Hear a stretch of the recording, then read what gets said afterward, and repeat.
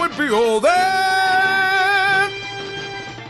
It's me, my Scotch and I. 'Cause Obie is the guy. Obie is the guy.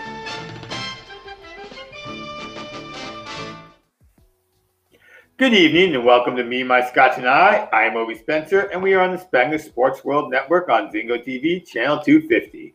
Please remember, download the Zingo TV app from either the iOS or the Android App Store. The app is free. Please rate it. Zingo TV is also available on Google Chromecast, Amazon Fire, Fire TV sticks, Roku and Roku sticks, and Smart TVs 2016 and forward. Show broadcast on 4 continents and 35 countries. And if you're watching us on YouTube, don't forget to like and subscribe down below. We are a little more than a quarter of the way through the Major League Baseball season. There have been some interesting twists and turns, but we can now see what was just some small sample sizes and what trends look like to be for the full season. To talk about what we've seen so far is Scott Churchin, our very own Scott Churchin, I should say, host of Sports Den here on Spanglish Sports Network. Tales from the Set here on Spanglish Sports World, and now our representative watching over NYFC. Mm-hmm. I think I got a small sample size of what you do here out to everybody. How's it going? I'm doing okay. How you managing so far for late Friday night? You know, I'm used to it now. It's been rocky, but now it's just my schedule. Awesome. Before we get into the ins and outs of this season in particular, a general question for you. I know you and I talk a lot about baseball's declining ratings, and we did a whole show on how to make baseball better, baseball the product. Mm-hmm. I've been watching a lot of baseball this year, more than I have in the past. And so I have a real question. Is the problem with baseball the product or the packaging of that product? You know, I think it's a mix of both. We'll start with the product first. We'll go to the packaging later. The product, here's a great example of this. You're looking at a season right now that, and I took the numbers all the way back to 1972. In 1972, the batting average across the entire league was the lowest it had been in a long time at 244. It's the lowest that it was for about 30, 40 years. 244 was the lowest. 50 years later, this year, the batting average is 236. As across the board, every team in baseball, 8 points lower than it has been in the last 50 years. Additionally, in that season in 1972, the strikeout rate was 14.8%. So even though the batting average was low, the strikeout rate was pretty low. Now, the teams, like I said, across the league have a 236 batting average on average and a 24% strikeout rate. So they're striking out about once almost every 4 times right now. And as a result, it makes for boring baseball. I heard Michael Kay, broadcaster for the Yankees, refer to it like this. In baseball, it comes down to basically 3 different things: walk, strikeout, home run. And there's no middle ground. The idea of little ball is going by the wayside, stolen bases, bunting people over, thing of the past now, because it's all about swinging for the fences. As a result, it leads to more strikeouts and honestly a little more boredom, to the point that fans are not following the sport. Now, from the packaging standpoint that you had mentioned there as well, part of the problem exists is the fact that I think now in this era, there is so many more options than Major League Baseball to watch. To use it as an example, in the 1991 World Series, in 30 years back, you had Minnesota and you had Atlanta. That series averaged 30 million viewers a game. Game 7 averaged 50 million viewers. And this was in an era, by the way, there was only about 225, 250 million people. So you're looking at 20+% of the entire population watching. Last year, they averaged under 10 million. Year before that, but pre-COVID, 12 million. So as a result, people are losing interest in baseball, quite frankly, because there's so many more options out there. Now, my personal belief is that when it comes to something like baseball, it's slow and methodical, and there's not enough to look at. We're living right now in a TikTok, Instagram era where people are looking for the next thing immediately like this. So when you have a one-camera setup that's sitting there and just looking at the pitcher for 10 seconds and then looking at the batter for 5 and then looking at a diagram of the field, you lose your audience because they have so many other things that they could be doing with that time to, in essence, distract them. So baseball's packaging approach has stayed traditional to an era that is continually changing as technology is improving and we have more things at our disposal to be able to occupy our time. So here's what I noticed about baseball, specifically as somebody who, I've lived now where I live for about 20 years, still holding on as a Met fan. Before I moved down here, I was a Sunday package holder, went to every Sunday home game for the Mets for 4 or 5 years. Came down here, couldn't get my Mets, had to try, wasn't really interested in watching other baseball, became less of a fan. So the first thing I noticed right off the bat is it was hard to follow your team if you were not living with your team. And that's a big packaging issue. Now, I know football is kind of like that, but the difference is that your team might hit up on Monday. It might hit up a Thursday. It might hit up the Sunday night. That's 3 games a week that there's a chance your team is playing. Not to mention if they're good, they'll show up during the rest of the Sunday schedule somewhere, game of the week. But the thing I notice now as I try to get back into baseball, when I'm watching a game, even if it's my Mets, it isn't that during the game the phone is a problem. Because during the game, the phone is perfect. It's when you hit those commercials and you got to sit there through the commercial. I don't watch commercials anymore. I don't know if you watch commercials anymore. And baseball has so many commercials. I think if they just got rid of the commercials, I don't have the stats on when people are turning off the game.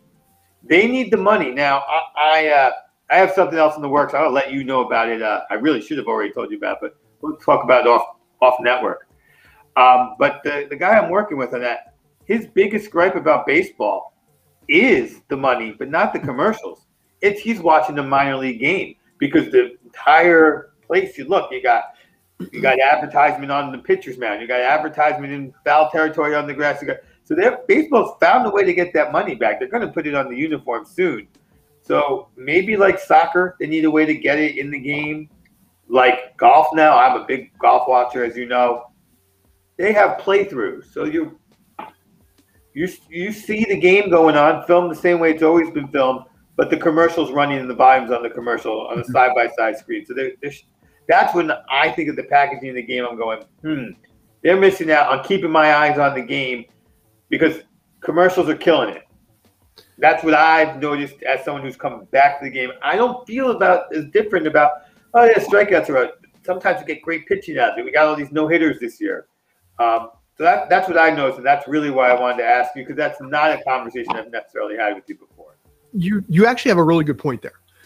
Again, in this case, yeah, you're right. They're losing the attention. Now, one of the things that the XFL did there last year, to their credit, is that they never really broke away for a commercial break. So what they would do is they would do a split screen, pretty much like we have here, where you have the commercials on one side, and they still have the camera on the field, so you can see the players, you can see the coaches, you can see everything like that as a regular broadcast, and the commercials, in a way, almost playing in the background. And I've seen that a little bit with Major League Baseball now, where they'll fit in like a 10, 15, or even 30-second commercial for Spectrum or whatever it is in between at bats to try and get a little extra cash in there. But yeah, you're right. When there's a 2-minute, 3-minute, 4-minute commercial break, you lose your audience because of the fact that again, this is a fast-paced world, and baseball is struggling to keep up with that. And as you said that, I already have this gripe. I mean, baseball is also a sport. I think that a lot of time, my wife has a saying, the TV's watching me. I'm not watching the TV. I think baseball had a way of, that's what it was doing. It was what you look, third inning, sixth inning, seventh inning. Okay, it's a close game. Let me keep watching. But I'll keep it on until I know if it's over. But for me, like, there are shows I know I'm going to watch that are on TV that I make sure I record and come downstairs 15 minutes later, start watching because I don't want to watch commercials. And you can't do that with a show that's watching you. You can only do that with the show you're watching. And I think that's why a lot of the streaming services are becoming more popular too. Right. I mean, Hulu has commercials and everything like that. But if you have any kind of an app on your extension on there like I do, you can just fast forward through it and run and just zip through commercials. So a 30-second commercial is done in 4 seconds. But yeah, in this case here, you're not the captive audience that you used to be. Ironically, here in the United States, I think it was either 2014 or 15, the average person spent, I believe it was 292 minutes on some kind of one of the 4 devices. outside of work. So that's a little bit under 5 hours a day. Now, as of 2019, that number is 7 hours a day that they are outside, either, computer, tablet, laptop, whatever it is, phone. So you have so many different options now to occupy the time. So a 3-minute commercial break may as well be 3 or 4 hours, because bam, you're on YouTube, you're on Facebook, you're on Instagram. You can look at so many different things in that time and then psychologically draw yourself away from the sport itself. If you go, one of the nice things I will say about certain things, like, for example, Hulu, when they have commercials in the middle, is they have a timer on there, 1.5 minutes. So how much time you've got before you got to re-engage. With regular commercials, you don't know. If you DVR something, how many times have you DVR'd something? You fast forward through the commercials and then you inadvertently zip 3 minutes into the show and you got to backtrack, give up, and watch the last 35 seconds of a commercial because you're just like, screw it, I'm done. No, absolutely. You're 100% right. So let's get out of this conversation of product versus packaging. I think we covered what most people have been complaining about with the product. I think we got some new areas of packaging. And let's talk about what's happening this season. So I did a couple of preview shows. So I have my notes for what I thought was going to happen. I don't know if you fully remember what you said was going to happen. I know there wasn't a lot of debate about who was going to win a lot of different things this year. Mm-hmm. Well, I'll tell you who I had on various things, and you tell me if why I was right, why I was wrong, or things like that. So we'll start with the AL East, which is the one I seem to be the furthest off on. As our Yankees, they're in third place. They were slow to start. I called the Yankees. I'm kind of glad that they're not winning, but I called them and I want to be right. So are they going to be able to turn this boat fully around? What was your prediction? Was it AL East crown or just wild card, or neither? AL East, AL East. I think it'll still happen. Right now, looking at them, they're only 2 games out. They had an absolutely atrocious start, but they have continued to run anyway.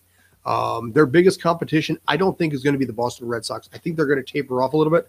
I did say in the beginning of the year that Tampa never ever discount Tampa. No matter what they do, it's smart somehow. They got rid of Blake Snell. They're in first place. They got rid of Willie Adames. There's brains there. I don't think at this point they are going to take the division. I think the Yankees are still going to take it. But, boy, that's going to be by about a half a game on that. It's going to be close right down to the wire, I think, at the end of the season. Okay. All right. So sorry to my Toronto fans out there. What was that? Sorry to the Toronto fans out there. We'll get to the Toronto fans. I promise them. In the Central, I picked the White Sox, who seem to have that one pretty well in hand. You see that changing along the way? I don't. I like that team. It's got a little bit of an internal discord going on. Ironically enough, Tony La Russa might be the most hated manager for a first place team I think I've ever seen in a long time. We talked about it on our show, calling out his players, the 3-0 count, and things like this. And that kind of stuff can create a little bit of a divide in the clubhouse, especially with the players literally coming to the defense of their teammate and going against their own manager publicly. This was a messy situation. This is a bad situation, but I think they're going to be able to overcome that. Cleveland has done well. They got rid of Lindor. They lost Carrasco, but they've still maintained at least a sizable, a tight match on that. Other than that, the rest of the division's gone. Kansas City, Minnesota, Detroit, those are mess of a teams right now, and they're still a few years out. It's going to come down to Chicago and Cleveland, but I do think Chicago is still going to take it at the end, especially with the new fancy uniforms they got. I think that I almost feel like La Russa is doing it on purpose. Like, I don't like, because I didn't, when you mentioned it, not only did he call him out for hitting a 3-run home run, then he's like, I don't know if they were throwing at him on purpose the next day. Like, you were the one who told him to throw at him on purpose. He hit another home run on a 3-0 pitch just the other day, too. His first home run since the last one. So I agree with you. I have faith in my White Sox pick. I'm happy I went that way. And, I'm feeling good. Now, in the West, I picked the team that's leading there as well. I wrote this stuff down. I got my notes. All right. So are the Athletics going to keep it up, or do the Astros have a big enough chip on their shoulder to maybe catch them? Here's the funny thing. I think the Astros are still going to take the division. I believe I may have said that. I have to look that up. We have to go back and look. But here's the interesting statistic, and this is something that every Astros hater out there is going to be annoyed with me for saying, but it's still statistically true. The Houston Astros have the highest batting average in baseball right now at 268. Additionally, and this is the part that blows my mind, they are not only are they the only team in Major League Baseball with a strikeout rate less than 20%, they're at 17 and change. That team is well below 20%. That is pretty much borderline, trash can level. Are they doing the trash can thing? I would like to think no. I would hope really, as a Yankee fan, you can see it here. I do hope they're not doing it. But the problem is anytime they have any kind of success, the first question people are going to be asking is, are they doing it again? My take, if hypothetically speaking, my little tinfoil hat for a second, if they are doing it again and they get busted again, I think they will go full out whistleblower and just blow everybody out of the water and say, this is what these teams are doing. Bam, bam, bam, bam, bam, bam, bam, bam. And they are going to throw everybody under the bridge. They're going to throw everybody under the rug, whatever the phrase is on that. Bus. Under the bus. Thank you. Yes. They're going to throw them under something. But suffice it to say, they will. My feeling is they are just going to come out and say, okay, the Dodgers are doing this. Tigers are doing this. Eric Kratz, who played for the Yankees for a little while, talked about how the Colorado Rockies were doing a sign stealing thing back in 2000, I believe it was 18, and talked about how he knew other teams were doing it as well. Did he mention the Dodgers? No. Were the Dodgers questioned? Maybe. But suffice it to say, this is this stealing scandal, the sign stealing scandal and the cheating and all of this kind of stuff is the dirty little secret that steroids was a bunch of years ago. Yesterday, my wife and I were watching the Mets game, and Mets were up 2-0 in one of the doubleheaders, and Edwin Diaz had a little bit of a mark on the top of his hat here. And every time between pitches, and then touches the ball. Touch his hat, touch the ball. Every single time. And you know what? He retired the other team in order. If you look at his numbers statistically, he is fantastic in a save situation, but terrible when he's not. The question now is he doing something? Is Garrett Cole doing something? I would not be in the least bit surprised. I'll be brutally honest. I saw a YouTube video. I'll send it to you later. But they were talking about how spin rate has increased in baseball over the years. And to the point that it's almost humanly impossible to not actually doctor a baseball with something else to be able to get the speed and the spin rate on a baseball to cause all these strikeouts to happen. That fans are looking, the teams are actually looking at ways of trying to figure out new and fantastic ways to cheat. I don't know if it's accurate or not, but it's very interesting because it's very scientific and very analytical. So I don't know. It's curious. But the Houston Astros, back to the original point from 3 minutes ago. Sorry about that. That's okay. The Astros, I do think are going to take the division. I do like Dusty Baker. I always have. They are the team that everyone loves to hate. Literally, a fight broke out between a Dodger fan and an Astros fan recently. It got messy. If you saw the video of that, that's what everybody feels about the Houston Astros right now. But you know what? They're going to win the division and they're going to go back to the playoffs again. So before I go to my next question that I have planned for you, this is another point that I have about packaging in baseball. This was a little deeper, and this one isn't so much baseball, but maybe the writers who cover baseball and their baseball purist perspective. Football, whether you like him or not, and however you feel about the scandals, Tom Brady has all these championships. Everybody loves him. Everyone recognizes him as the best. He's got 2 solid cheating scandals on him and a bizarre rule that even happened to be. But because of the way football, its writers and everything handled it, and as quickly as they just boom, dust it on their table, goodbye, and don't pile on their players, I think that's part of the positive packaging for them. Whereas I've said many times, how can I possibly imagine going to a Hall of Fame where the greatest hitter I ever saw, the greatest home run hitter I ever saw, and the greatest pitcher I ever saw are never going in? Like Pete Rose used to open up his own little Hall of Fame down the block and be like, here's the rest of the guys who really want to see Gen X. So that's another packaging question that always goes like, oh, the history of baseball, it's so sacrosanct. But maybe we need to make sure that we still include some of those things that were a little dirty. And I feel like with the Astros, baseball kind of did it the way football does. Yeah, they were cheating. Here's a slap on the wrist. We admit it. You got caught. Moving forward, we're not going to keep looking into this. So I just feel like they may have gotten it right, because I think the hatred of the Astros is one of the positive things about the story of the season, is having a bad guy. Yeah, and basically you need something like that. I remember when this whole thing broke, and the punishment came down and it was extremely weak. I remember a lot of analysts, Max Kellerman, for example, was like, this is probably really good for baseball, because now people are talking about the sport again, where originally they weren't. This is a big deal, what ended up happening. The Astros attitude is that everybody cheats, and you know what? Maybe they do. But much like certain situations, you're the ones that got caught, and you're the ones going to carry that asterisk forever, because you were the ones that got busted for it. And it doesn't matter what anyone else does at the end of the day. You did it. You got nailed, and you were the first one to get nailed. Yep. I will also add to further my belief of why I think Houston's going to take the division. They are also not only are they the only team in the AL West with a positive run differential, they're 55 over. The Oakland A's, who are in first place right now, have a -6. They've given up 6 more runs than they've scored. The Astros are a game and a half behind, and they have 55 more runs scored than given up. So what you did do is you made me even more confused about how I feel about my wild card prediction previous to the season. So I had 2 sets of notes, and one of them has they both have the Blue Jays, and Vlad Guerrero Jr. is hitting the ball. His father's jealous. We'll get to Vlad in a minute, yeah.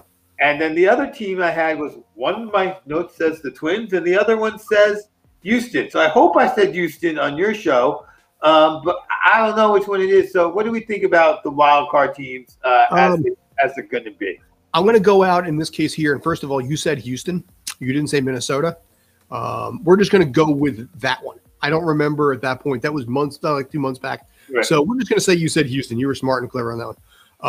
As far as, like I said, I think, who's going to take, the wild card, I think it's going to come down at this point to probably Oakland, and also going to come down to the Tampa Bay Rays as well. Rays will take the first spot, though. And because I want to talk about it, my original MVP choice was Michael Trout, who was having a great offensive season until he got hurt. But is there a better show? And there might be one guy in baseball than Shohei Ohtani. I'm going to be a cynic on this one. I like Shohei Ohtani, but I'm not sold on him yet. He had a couple bad years in there. Last year, COVID granted, was a tough year there. Listen, he's a dynamic talent, sure, but he does get injured. And this concerns me that he is on both sides of the ball, that he might, a year, 2 years, 3 years from now, get injured and lose one of those skills, and frankly lose what, basically what he's bringing to the table. I will say right now, and I'm going to say this about Mike Trout as well, those 2 guys are being wasted over there. It is such a shame. It's such a disappointment to see, a guy, those guys there. Obviously Pujols is gone now, but you see that team. I'd like to see them have greater success, but you know what? It is a sad team. They got another season lost. They are losing the prime of a guy like Mike Trout because they cannot get into the win column. There's talk here in New York about, what would it take to get Mike Trout, in pinstripes? And I'm like, don't do it. Not with that contract. That is going to be a bear of a contract. You think the Giancarlo Stanton deal is a bad deal? Give this one. Yeah. I agree. I think Mike Trout stayed in Anaheim for a reason. I think it's obvious he felt comfortable there. His parents still live here. Close to you, actually. I happen to know exactly where his parents live. And you can tell sometimes that Mike has paid for his nephew or niece's, whatever that child is, birthday party. He's set for life and then some, yeah. Yes. So that being said, I think it was an intentional decision to stay in Anaheim. I think he just likes it out there. I think that I imagine he has no trade clause in that deal, and I don't see him coming to the Yankees. He might even be a 10-5. What? He might even be a 10-5 guy at this point. Yeah. He's pretty close.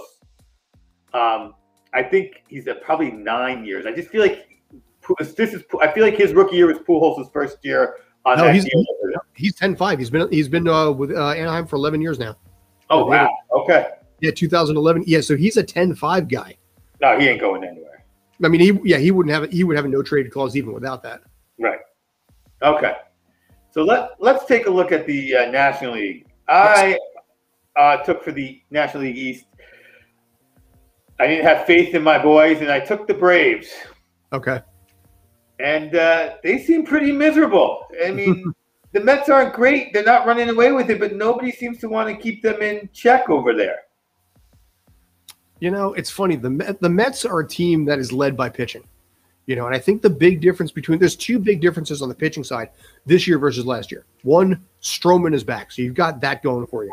Syndergaard had a setback, you know, but you have enough starting pitching to be able to offset that. Without looking the numbers up, I think they're currently, second or third or fourth in starters. But the big difference here is that their relievers have improved dramatically over the last few years. Without looking this up, I believe they have a 3.8 ERA, and they're currently fifth in baseball in the relievers. And that is a huge difference than it was a year ago or 2 years ago. I think at the beginning of the season, we talked about the benefit of having a 7-inning doubleheader because your starters can carry the relievers because the starters can obviously go a greater percentage of the game itself, and you won't have to rely on a very, very shoddy bullpen. That bullpen is not nearly as shoddy as it was a year ago, and that's part of the reason why they're carrying. They're offense deprived. You know, I mean, there's a problem there immensely, but their pitching staff is carrying them, and good pitching will always be better than good hitting. Yeah, at least in the regular season, it will get you to the playoffs, and then you have to find some way to score a few runs. And by the way, I did look it up. They're fifth in the in reliever ERA at 3.48, and third overall 3.11 as starter. So yeah, that's the top of the level on both sides of it, and that's what's going to carry. That's going to keep division. Yeah. Now the National League Central, I had the Cardinals, but the Cubs don't seem to want to go away. They figured out new ways to score runs with 2 outs and hitting the ball to first. I don't know if you saw that play, but oh God, that's Pittsburgh being Pittsburgh. Pittsburgh and the Cubs were the beneficiaries of them. Are the Cubs? I mean, if you ask a Cub fan, I know they're going to say no, they're not going to be able to catch it because that's just how Cubs fans feel. But the Cubs going to be able to catch. Well, actually, they're tied now. Be able to get ahead of these Cardinals. I don't see it. I don't. I could be wrong, but I don't see them lasting. And I think in this particular division, the wild card teams are going to be coming out of the West. So it's either division or bust in this particular case.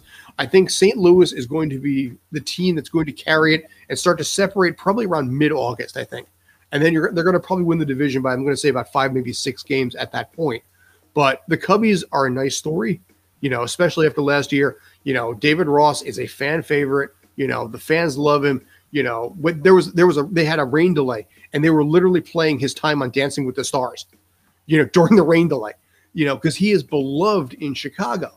So it's a nice story, but I don't see them going in October. No, I don't. Okay. So now let's talk about the best division in baseball. Mm-hmm. And I took the Dodgers. I'm very comfortable still saying I took the Dodgers because I don't think Mookie Betts could be non-existent the whole year. As a matter of fact, he was the guy I originally picked for the MVP in the National League. And I don't know if the Giants can keep it up. They're slowing down. 6-4 in the last 10, and that's slowing down every other team in baseball. I'd love to have 6-4 over every 10-game stretch. But what do you make of that wonderful West? I still stay with the Dodgers on that. You know, I think that's a team that's built on pitching. They got the hitting. I mean, you're looking at a team that started David Price in the bullpen because they were so stocked in starters. Things have changed now. Granted, they had a little bit of a slide, but I think that they have experience where the Padres don't quite yet. So the Padres are a great, fun team. You know, San Diego is a fun city. They have adapted to that team really, really well. But they are a wild card team. The Dodgers are going to take the division. I like the Giants. The Giants are a feel-good story. You know, I talked about the Cubbies before. The Giants are absolutely a feel-good story because it's been a lot of years since that team has actually been, you know, had a winning season, you know, and had success. So if Mike Tauchman was going to go anywhere, I'm actually happy he went out there. As a Yankee fan, a lot of us are really annoyed by that trade, but I'm glad that the team's doing well. The Rockies, no. The Diamondbacks, especially no. And additionally, one thing I want to add to the Diamondbacks is how is Madison Bumgarner feeling right now? He signed a monster deal to leave San Francisco to go to Arizona, and they are literally the worst team in the National League right now. And watching his former team crush it in the standings. So, yeah. Players make bad GMs until they're actually in the GM seat, and that's just something everyone needs to remember. So my original MVP in the National League was Betts, but I want to talk about the other must-see TV baseball player. We talked about Ohtani. Let's talk about Tatis. Guy was supposed to be out for the year, and apparently that's just not real. His body just heals because he's 12, 20 years old. Well, yeah. Your body heals, faster at that age than it does now, Absolutely. But right now he's still batting .303. He's still got he's still got 13 home runs at this point, even though he's only got 142 RBI or 142 at bats. He's got a high strikeout rate of 25% and change. So that's a little bit of a concern. So he's swinging hard for the fences. But his slugging percentage is high. His batting average is impressive. So he's earning his contract that way. I'd like to see him bring this, the strikeout rate down a little bit. But they signed him for a third of $1 billion, if I remember correctly. And I remember the last time I was on this show, I talked about how this might be the first team-friendly third of $1 trillion or $1 billion contract in baseball history, because he's young. He's going to be about 34 years old when that contract is up, and he can basically build that team. That is an exciting team to watch. It's a team where Manny Machado, ironically enough, has played second fiddle to someone like Tatis, and nobody would have seen that one a year ago. Yeah, I just recall he was injured, came back, and then hit 7 home runs in 4 games versus the Dodgers, the most important 4 games they're going to have in April or early May. He was there, and he just slaughtered the Dodgers. So it was quite a show by by Fernando Tatis, to say the least. So that brings us to pitching. We haven't discussed who the Cy Young is going to be. It's real early in the season to really get a grip on that. I know I picked Cole and DeGrom. I went with the New York Cy Young Award winners. How can you not? How could you not? And there's nothing really been to make you turn away from them yet. There's been some other great pitching performances. But is there anything that says, hey, this is a guy who, in your mind, is really not just a Cy Young candidate, but a surprise Cy Young candidate? I'm going to throw this out there. Brandon Woodruff of Milwaukee is a surprise there. He's got a 1.41 ERA. His home run rate is 0.42 over 9, which is better than DeGrom, better than Garrett Cole. His whip rate is still under 1. So he is making headway in a small market up there. So he's not going to, I don't think he's going to get it. He don't think he's going to get the votes. He don't think he has the cred there to be able to overtake, someone like DeGrom or even Wheeler. But it's a nice story. He's putting up good numbers, and I like it. He's doing better numbers than Yu Darvish or Clayton Kershaw. And that's a big deal for a team that is pretty much small market and needs a good story like that. Absolutely. Absolutely. So now, Scott, I know I've talked to you that I've been playing some other games on the show, but for you, we're going back to the fashion scorecard. Okay. So let's bring up our pictures of the first guy we can talk about on our fashion scorecard. Uh-oh. Get these up here. First thing we're going to do is criticize my outfit today. What the hell's he doing with that stupid hat? You got a wonderful jacket. And we didn't talk about, we got the matching purple shirts. We kind of do today. Yeah, thank you. So that was good. And let's see. Rebecca's going to get us our pictures. I know she's got them. She showed me the first one earlier. So there we go. There we go. So we're going to start with Mr. Ohtani, who I know you said you weren't fully bought in on, but here he's got a nice classic suit with a sweater vest. I love the vest. Yeah, big collar there. And I think the fun suede shoes really make this outfit punch. I didn't really hear what you were saying while I was talking. I apologize. So nah, I'm just babbling over here. No, I was going to say I'm not big on the sweater.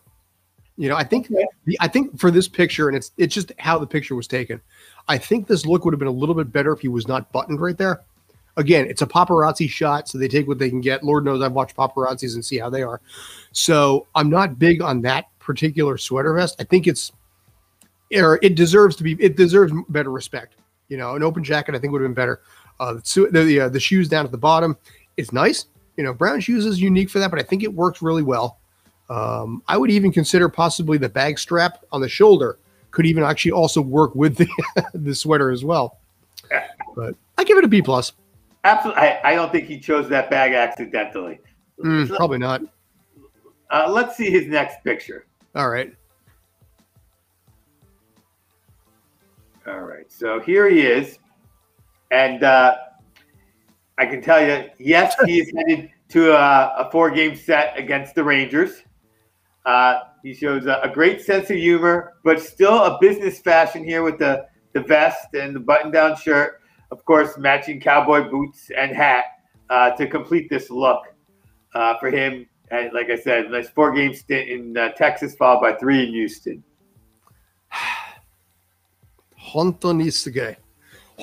So, in this case, I'm going to throw a little Japanese into this conversation just for the heck of it, because I never do. If he's watching, he'll understand. Otani-san, それは本当にすごい。大好き、そのブーツだ。素晴らしいのcowboyのoutfitだ。I love it. I think it's really cool. I think he's got a good suave going on there. I actually didn't realize it was even him for a second there, but I like the outfit. I like that, you know, that sweater vest or that vest better than the one he had before, but he's got this swagger about him in this that, you know, you can man crush on that look right there. I'm glad you said so. Absolutely. Let's check out the next look, because you and I are on par with one of the things you just said. So the last time on this show that I saw an athlete that consistently provided a truly professional look all the time on all the pictures, it was MJ in basketball. And I've got to imagine that what Otani's got going on in Japan, especially right now, is equivalent to MJ in basketball. So do you get any of that? Just, I am a professional businessman with my athlete looks with these outfits that we've been seeing him in. I'm going to throw something else into this. You know, Japanese, I'll flip into English. 彼は日本人。彼はアメリカ人ではない。ここにいる俺、いつも日本人だ。そして、バカのアメリカ人ではない。バカのアメリカ人嫌だない。He is Japanese. He thinks Japanese. He acts Japanese. He does not act American. You know, and I think that demeanor carries a lot. You see the Japanese culture being a lot more, you know, low key in that regard. You don't see a lot of emotion. You know, it's a lot more professionalism. You know, the phrase is giri, which is like duty, duty obligation, things like that. So as a result, you see that in the way he's carrying himself. Granted, in the cowboy outfit, he had a little swagger, he had a little swap, but he was still professional. You can kind of see it in his look there, where he's like, I'm wearing this, I'm having fun with this, I'm enjoying this, but I'm still me. And again, that you know, that Tanaka had the same personality, Ichiro had that same personality, Matsui. You see a certain persona in the Japanese culture where they have enthusiasm, but they also have a mindset where they're not going to be themselves, you know, basically the typical baseball approach. You know, you see, if you ever see a Japanese baseball game, the fans are the ones that are excited, not the players. So I like that here where, I mean, I'll be honest, I'm not big on the haircut, never have been, but I think overall, like I said, every picture you've shown me, he has that Japanese persona first, baseball player second. Yeah, I agree. Even in that previous picture, which I tried to say, and you also captured, there was, I am having fun. I'm being a little goofy, but I am not a jokester. Just having fun. I'm still professional. I am bringing, I mean, everything I do brings honor to the family and the credibility and the ownership and everything like that. Yeah. Like I said, Giddy is extremely important over there. So, let's take a look at our next slide. And of course, this slide is to remind everyone that Me, My Scotch and I can be found on TikTok and on YouTube. At TikTok, it's me_my_scotch_and_I. And on YouTube, it's Me, My Scotch and I, where you'll find full episodes as well as a little our clips cut out of our various games, such as this one, and of course our drink up. And as always, remember, whether it's this you're watching it on this show on the Spengler Sports Network or on Me, My Scotch and I, like and subscribe to our YouTube channel. Let's take a look at our next athlete. Completely different type of athlete. This is Fernando Tatis. I thought it was, yeah. Obviously, this is the hot man MLB summer between both these dudes. Speaking of man crushes, here he just brings bling, bling, bling, bling with the chain, the jacket, the watch, and the shoes. Good thoughts on what was the line from Ula from Producers? If you got it, flaunt it. Yeah. So in this case here, yeah, he's got it, and boy, does he have it now. So he can afford a lot of this stuff here. Even the hair is distinctive. So his entire approach is about how he looks, how he dresses. He is in many ways he is an inspiration, the same, similar to what Ohtani was, but for different reasons, and different approaches to it. So the jacket, there's no way in heck I could pull that off. Actually, I personally couldn't pull off a thing with that. Yeah, too pasty. I'm too pasty for anything like that. But it's a good look for him. I'd say if I had the money to afford it, I could try the watch. Yes. Okay. Right. Fair. The jacket's too red, like you. It just brings out the red in my face that it's already pale enough. And I have a pair of red shoes, but not with that little thing on the top. That's one step too far for me. Let's see what we have next.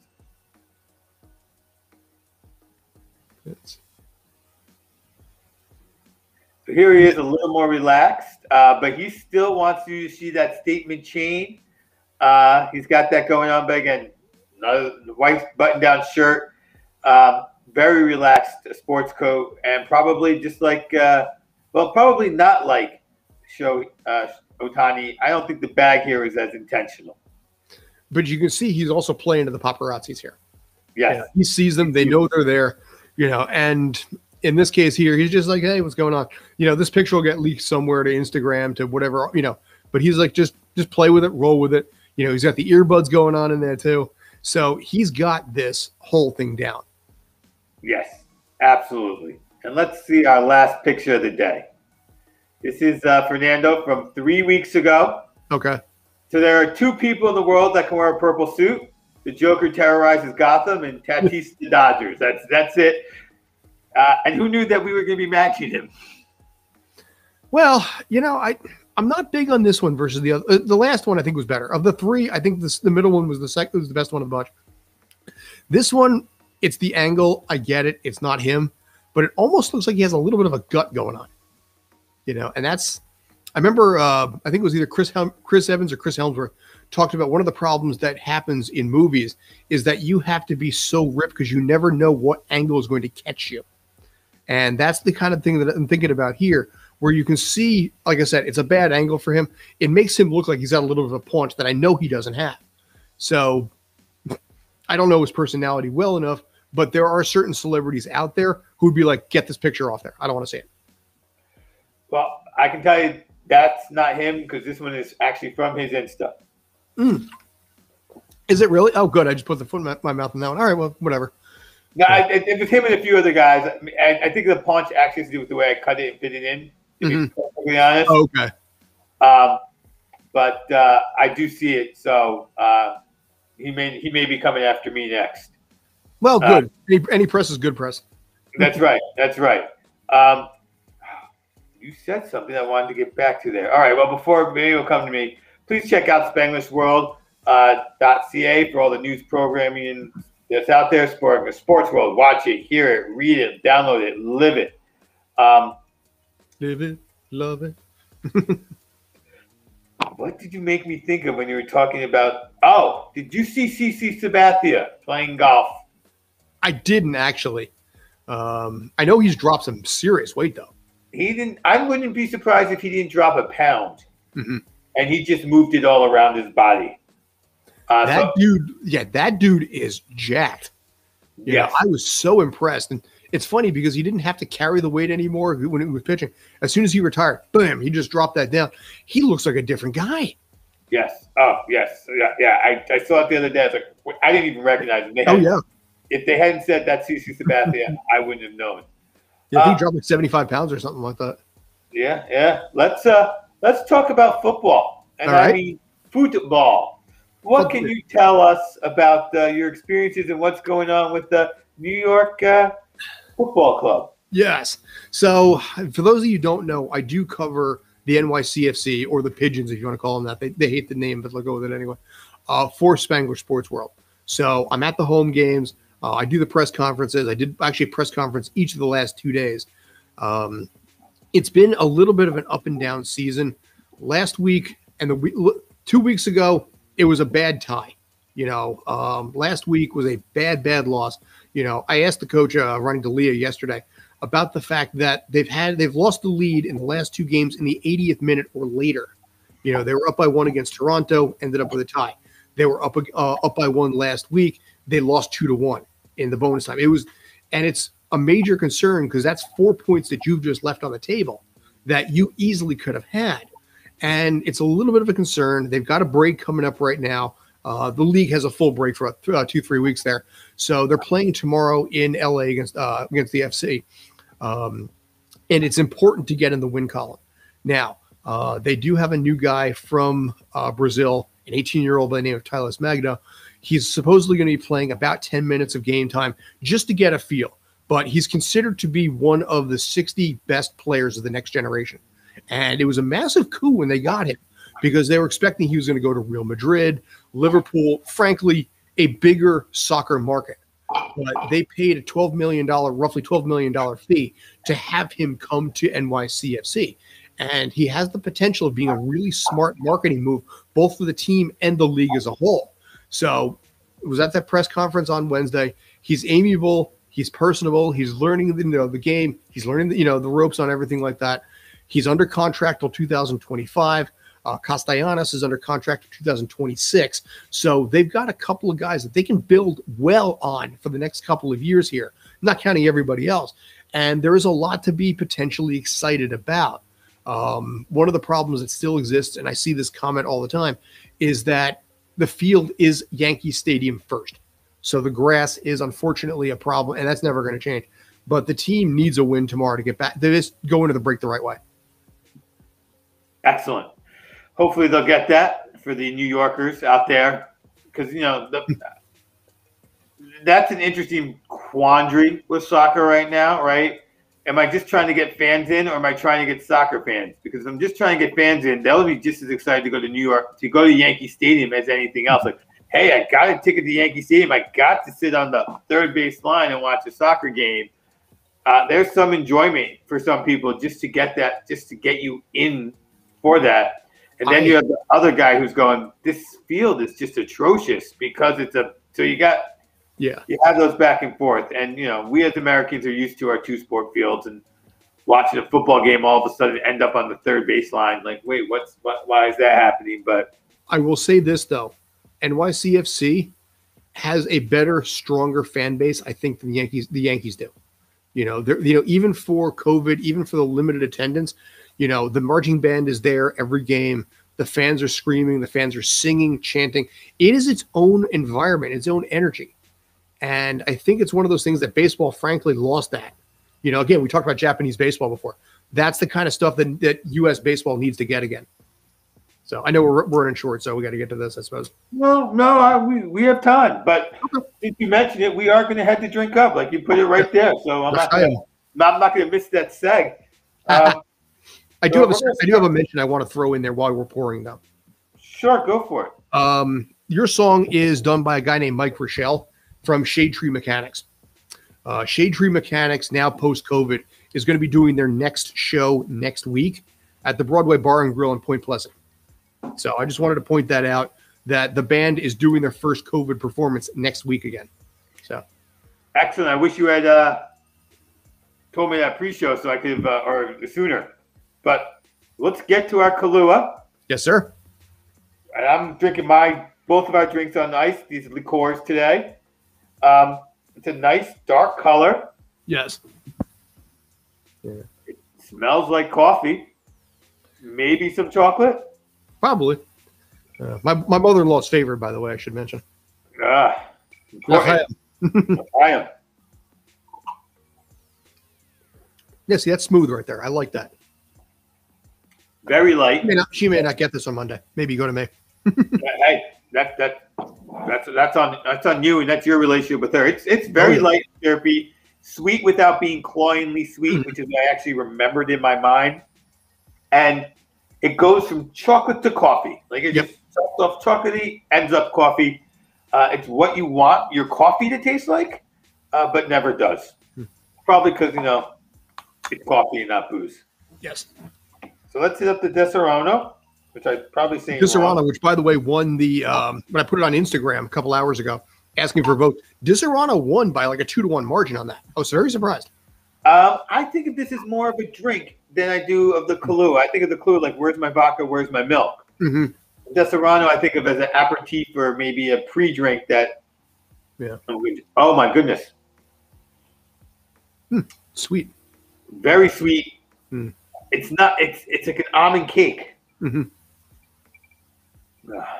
Down the hatch. Nice golden country color.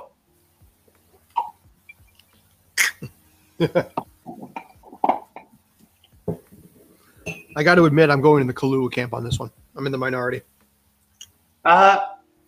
It's weird. I think I enjoy the Kahlua more because here I am, guys, always trying to get my guests to drink more whiskey. But it wasn't as sweet, which I would think I would like, but it gets spoiled by its alcohol flavor. Like it's like, and maybe it was compared to that. Like it feels like it wants to be candy, it wants to be easy drinking, but there's a little like, hey, I'm alcohol, don't forget. Where I feel like you kind of got to get away from that with the Kahlua. You're like, this is just something to drink and enjoy. I mean, the Kahlua goes in my hot chocolate for sure, so I guess I'll have to drink this straight. But I agree with you. Your fans were wrong. Yeah, well, it was weird. I mean, like I said, I threw the vote out there, I guess around, 8 o'clock, 9 o'clock, whatever it was. And overwhelmingly, just by just over a 2-1 margin, Kahlua lost. So, yeah, I'm with you. Maybe I know what I'm talking about.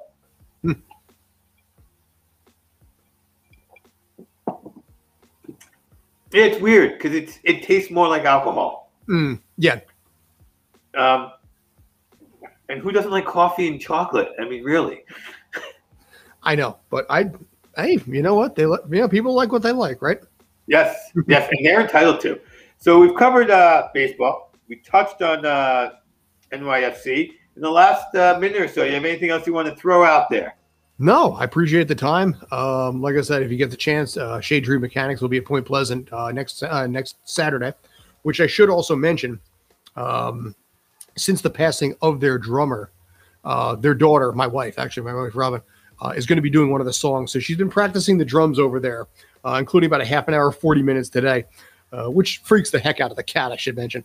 But yeah, like I said, their first performance, they're a blues band. They represented New Jersey at the International Blues Challenge in Memphis 2 years ago, which is pretty cool. So check them out if you get the chance.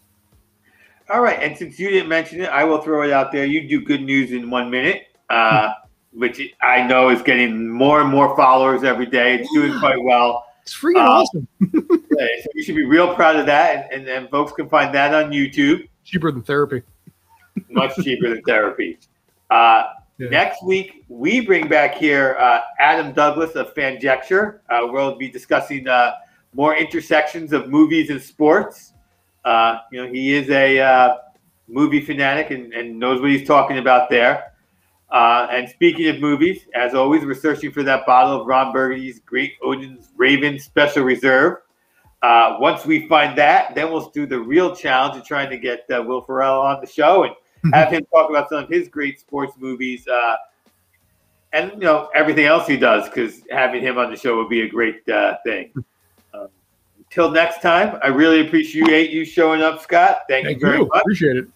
And everyone else, have a great evening and see you next week. Be good.